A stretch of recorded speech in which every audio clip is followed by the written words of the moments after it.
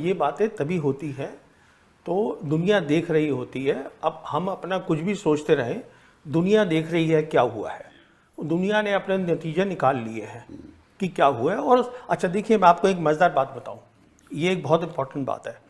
वो ये है कि 4 ऐसे मुल्क हैं या 4 ऐसी जगह हैं जिनके पास पूरी दुनिया का सैटेलाइट है, what is called the constellation, round the clock they can see क्या हो रहा है। जीपीएस है अमेरिका का, गलीलियो है यूरोप का, ग्लोनॉस है रशिया का और बेदू है चाइना का। बेदू इन सब में से अच्छा है टेक्निकली, बिकॉज वो बहुत लेटेस्ट है, उसमें 45 सैटेलाइट्स है, किसी और में नहीं है। तो एग्जैक्ट क्या हुआ रियल टाइम में दुनिया को मालूम है, कुछ नहीं छुपा। अगर छुपा है तो हिंदुस्तान के लोगों को नहीं मालूम।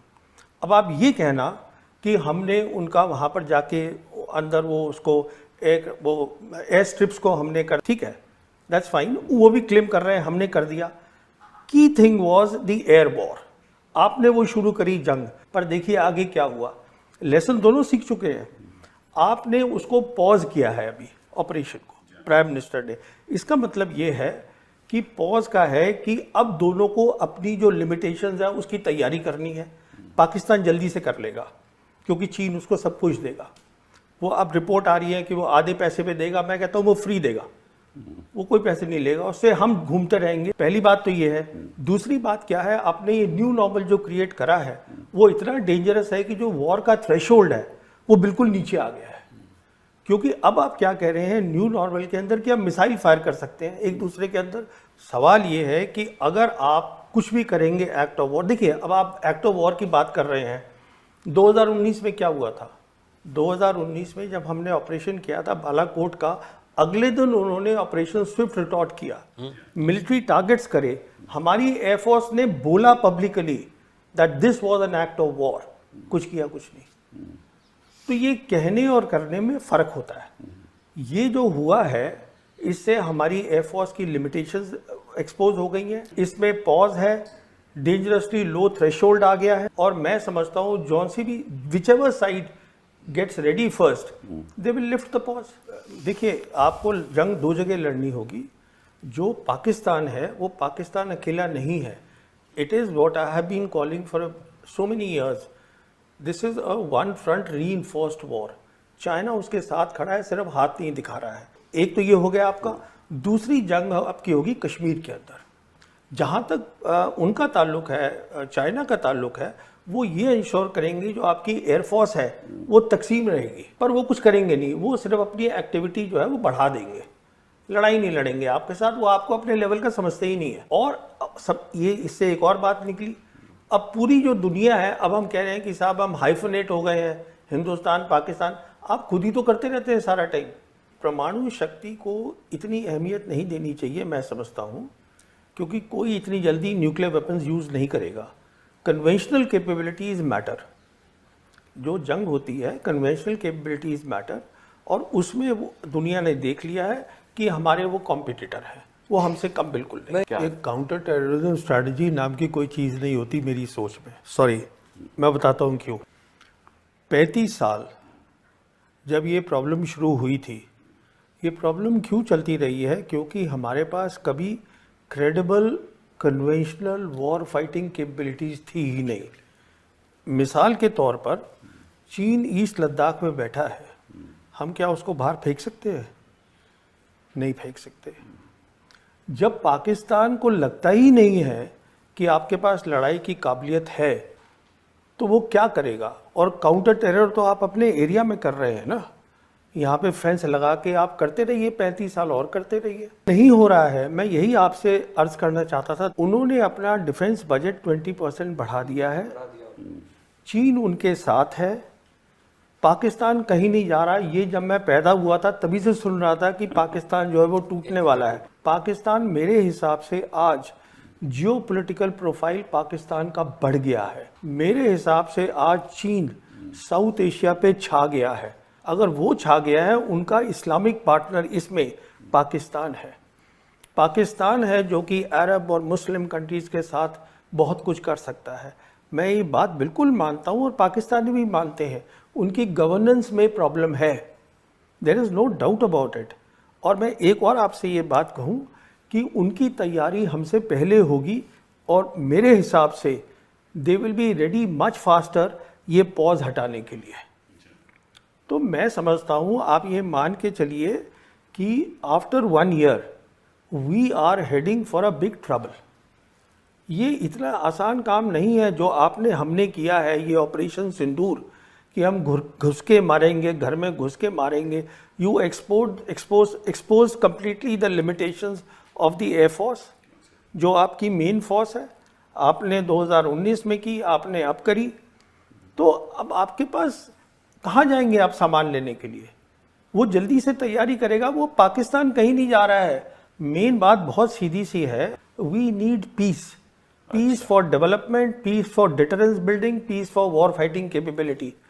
आज पाकिस्तान का प्राइम मिनिस्टर 2 बार बोल चुका है कि आप सीज फायर की बात करिए और हमसे 3 मसलों पे बात करिए, Kashmir, water and the third they are talking of is what is the third one, they are talking of 3 things कि उस पे हम बैठ के बात, trade they want to talk. China का अभी vice foreign minister Sun Weidong was here in Delhi, he met up with the foreign secretary Misri. They से कि आप डायरेक्ट फ्लाइट शुरू करिएगा। अच्छा, अभी देखिए, जो आपको ये शायद मालूम होगा, आपको तो मालूम ही होगा, Sergei Lavrov was suppose here, उसने अपना कैंसिल कर दिया है आना, क्योंकि हमारे प्राइम मिनिस्टर और foreign minister they are going to G7, वो वहाँ चले गए हैं। अब क्यों आ रहे थे Sergey Lavrov? We need Sergey Lavrov, we need Sergey Lavrov because not only हमें S-400 चाहिए, हमें S-500 चाहिए। पूछिए क्यों?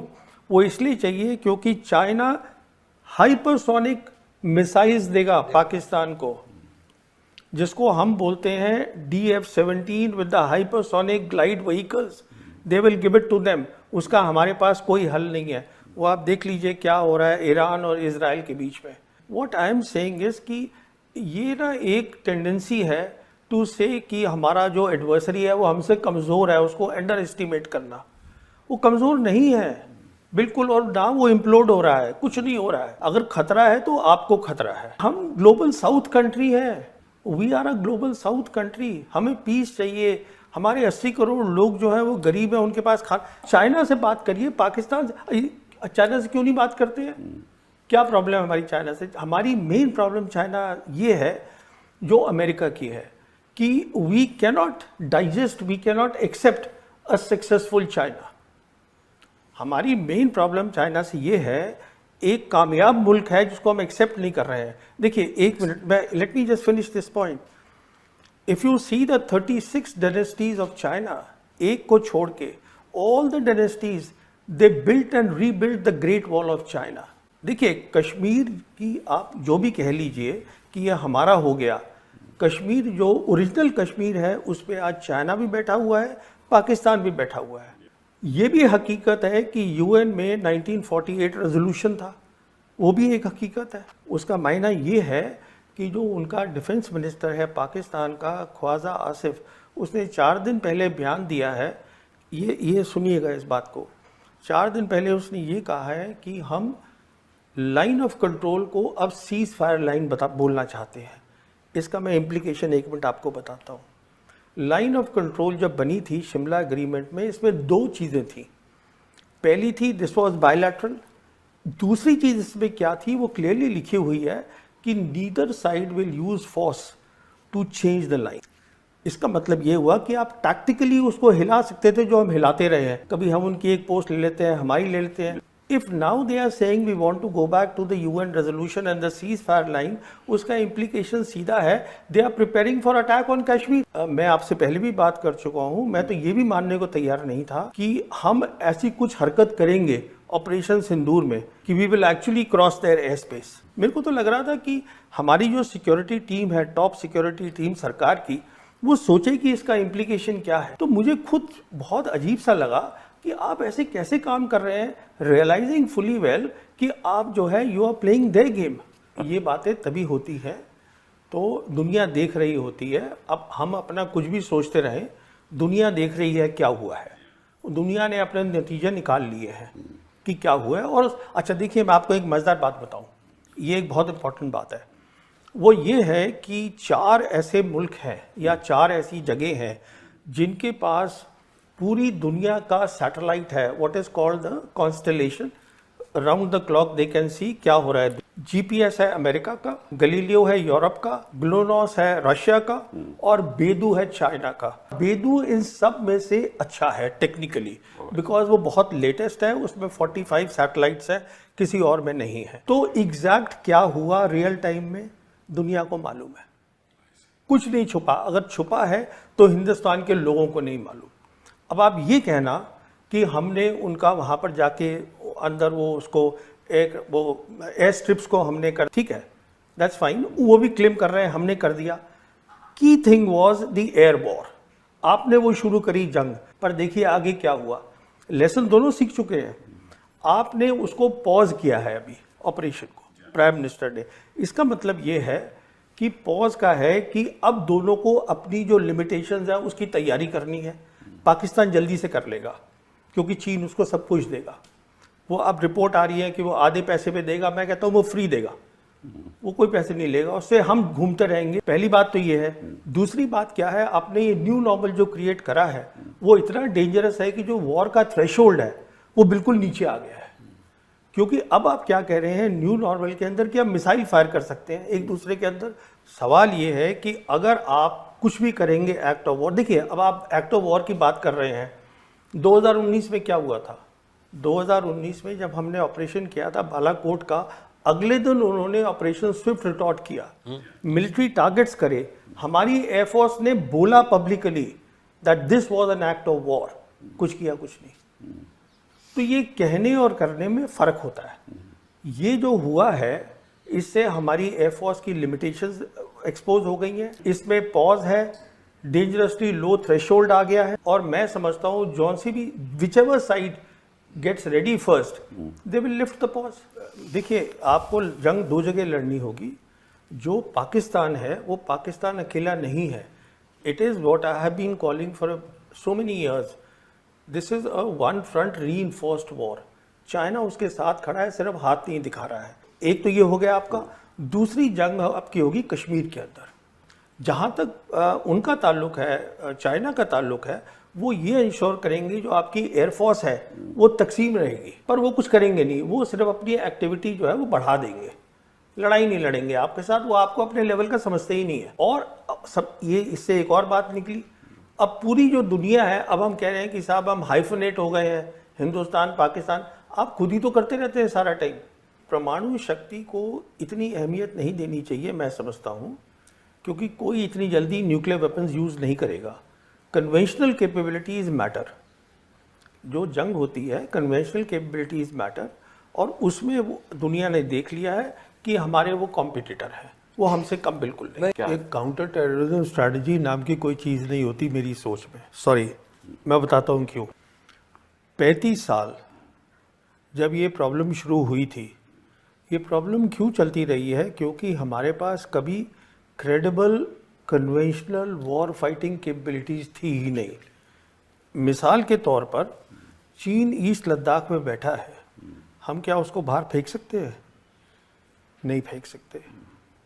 जब पाकिस्तान को लगता ही नहीं है कि आपके पास लड़ाई की काबिलियत है, तो वो क्या करेगा? और काउंटर टेरर तो आप अपने एरिया में कर रहे हैं ना, यहाँ पे फेंस लगा के आप करते रहिए, 35 साल और करते रहिए। नहीं हो रहा है। मैं यही आपसे अर्ज करना चाहता था। उन्होंने अपना डिफेंस बजट 20% बढ़ा दिया है, चीन उनके साथ है, पाकिस्तान कहीं नहीं जा रहा। ये जब मैं पैदा हुआ था तभी से सुन रहा था कि पाकिस्तान जो है वो टूटने वाला है। पाकिस्तान मेरे हिसाब से आज जियोपॉलिटिकल प्रोफाइल पाकिस्तान का बढ़ गया है। मेरे हिसाब से आज चीन साउथ एशिया पे छा गया है। अगर वो छा गया है, उनका इस्लामिक पार्टनर इसमें पाकिस्तान है।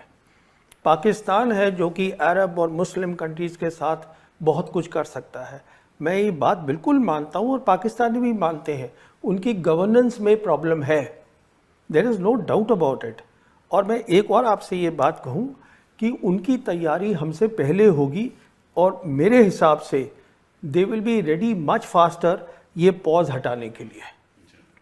तो मैं समझता हूँ आप ये मान के चलिए कि after 1 year we are heading for a big trouble. ये इतना आसान काम नहीं है जो हमने किया है, ये ऑपरेशन सिंदूर, कि हम घुस के मारेंगे, घर में घुस के मारेंगे। You expose completely the limitations of the air force, जो आपकी मेन फोर्स है। आपने 2019 में की, आपने अब करी, तो अब आपके पास कहाँ जाएंगे आप सामान लेने के लिए? वो जल्दी से तैयारी करेगा, वो पाकिस्तान कहीं नहीं जा रहा है। मेन बात बहुत सीधी सी है, we need peace, peace for development, peace for deterrence building, peace for war fighting capability.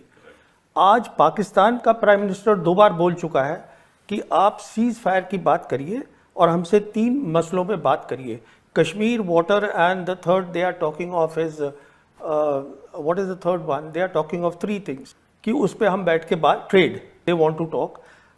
China का अभी vice foreign minister Sun Weidong was here in Delhi, he met up with the foreign secretary Misri, they से कि आप direct flight शुरू करिएगा।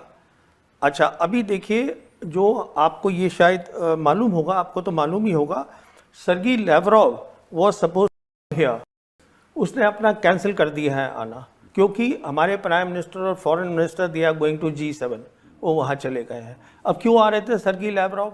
We need Sergey Lavrov, we need Sergey Lavrov because not only हमें S-400 चाहिए, हमें S-500 चाहिए। पूछिए क्यों? वो इसलिए चाहिए क्योंकि चाइना हाइपरसोनिक मिसाइल्स देगा पाकिस्तान को, जिसको हम बोलते हैं DF-17 with the hypersonic glide vehicles, they will give it to them. उसका हमारे पास कोई हल नहीं है। वो आप देख लीजिए क्या हो रहा है ईरान और इजराइल के बीच में।